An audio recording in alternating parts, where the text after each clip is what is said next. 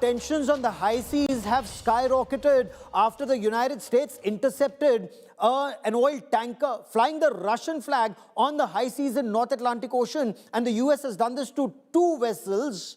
What will Russia do? How will Russia respond? And is there no rules of the sea anymore? Is it just might is right? Global tensions are sharply rising after US seized oil tankers linked to Venezuela, one of them flying the Russian flag. High seas enforcement in dramatic fashion. Supertanker at sea, helicopter overhead. US Coast Guard personnel rappelling onto the deck. Russian flagged tanker Marineira intercepted. US officials say the sanctioned tanker was tracked for 2 weeks. It altered its route to evade enforcement and was seized before any Russian escort arrived as a part of the Venezuelan oil blockade. The US also seized the Panamanian flagged M. Sofia carrying Venezuelan crude oil. The message from US is clear: the blockade is in place anywhere in the world. 2 oil tankers, 2 overnight, were seized by the United States of America, stateless or sanctioned, because the oil blockade, the quarantine of oil out of unsanctioned or stateless, sanctioned or stateless vessels continues. That leverage will continue as Secretary Rubio outlined. So our military is prepared to continue this. The second phase will be a phase that we call recovery, and that is ensuring that American, Western, and other companies have access to the Venezuelan market in a way that's fair. Also, at the same time, begin to create the process of reconciliation nationally within Venezuela so that the opposition forces can be amnestied and released and from prisons or brought back to the country and begin to rebuild civil society. Russia has issued a sharp condemnation of the US action. Russia says it is monitoring the US military boarding of the vessel and has demanded humane treatment for those on board. Moscow insists the rights of Russian citizens must be fully respected and has called for their prompt return home. The Russia Foreign Ministry says the vessel was sailing under the Russian flag and was boarded in open sea. It maintains that freedom of navigation applies and international norms must be upheld. But it does not end there. Washington is tightening the screws further. A bill expected to pass in the US Congress would allow tariffs of up to 500% on countries purchasing Russian oil. This escalation comes just days after US action linked to Venezuela. Oil has become the flashpoint, sanctions the strategy, and the US-Russia standoff is once again pushing global stability to the brink. With Geeta Mohan and Pranay Upadhyay, Bureau Report, India Today. And joining me now on this special broadcast is Ambassador Yash Sinha, India's former ambassador to Venezuela. Ambassador Sinha, the seizure of a Russian-flagged vessel, a tanker, it's opened a very crucial debate. Can unilateral US sanctions be enforced worldwide in international waters? If this is normalized, will other powers, be it China, be it Russia, may adopt similar tactics in their spheres of influence? Is that a major cause for concern? Yeah, Gaurav, thank you for having me on your show. I think it's very clear that what is happening now is a breakdown of the rules-based international order. The whole architecture that was assiduously built by the United States and other Western powers is now collapsing because now the philosophy seems to be might is right. So I think we need to be very careful and see how things develop. But the situation after the abduction of President Maduro and his wife, and I think emboldened the US perhaps to take similar action elsewhere, I don't know. But Russia is a big country and a very powerful country. And I do hope that there is no further escalation and the matters are resolved through dialogue. unless the US thinks it's far superior even to Russia, because so far, actions of America against Venezuela or Russia against Ukraine were against non-nuclear weapon states. Now, this is action between two nuclear weapon states, and in the past, only India, China, or India, Pakistan have had this kind of a scenario, not at sea, but two nuclear weapon states, locking horns like this.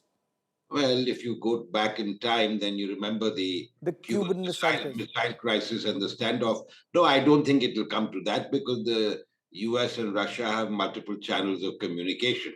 But the fact is that if the US can, board a tanker 4,000 miles away, it certainly has the capability. It is in many ways the sole superpower and by far militarily the strongest. So that's why I said, might is right.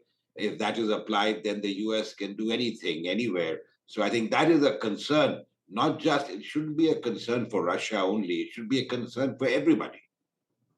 And perhaps everyone would be waiting to see what Russia's response would be. So far, we're told it's only being said that it's a violation of the 1982 UN Convention on Laws of Sea. They've demanded that Russian citizens on board be well looked after. It's also being described by some as 21st century piracy by the United States of America. But does Moscow have a strong legal case, or will they also have to show might is right, or they'll be perceived as very weak, especially since they're engaged in Ukraine? No, of course, Russia has a strong legal case, because not only the UNCLOS, the laws of the seas, but in terms of the UN Charter and others. I think what is happening is this is an exercise in US exceptionalism. It's something that their national laws prevail over any and everything. Now, they have obviously sanctioned Venezuela, and the oils are sanctioned, but that's a US sanction. But implementing that 4,000 miles away from its coastline is something that is new, I would think, and dangerous also, because might is right is something that others can also then, China can do that elsewhere. So I think we need to be, I think we step back, basically. All of us, all the countries, the Committee of Nations needs to step back and introspect and see where we are heading. And we're heading into uncharted territory, and it's dangerous territory at that. All indications, as of now, seem to indicate that the US does not intend to step back. And after their operations in Venezuela, has the United States openly challenged China and Chinese investments in Venezuela, saying this is my territory, these are my backwaters, you dare not spread your sphere of influence here, first with the Panama Canal, then with Venezuela, and now they're challenging the Russians, saying, I am the most powerful navy even in the North Atlantic Ocean or in these waters or in the entire Western Hemisphere, dare not do anything when it comes to America. No, but I think what I read was that there was considerable help from the British. In fact, the Americans... the British Defense Minister. So, NATO itself, you look at, on one hand, the UK is supporting the US. On the other hand, the US is threatening another founding member of NATO, Denmark. So I think we are in a very unusual situation, and things are pretty unpredictable at this time.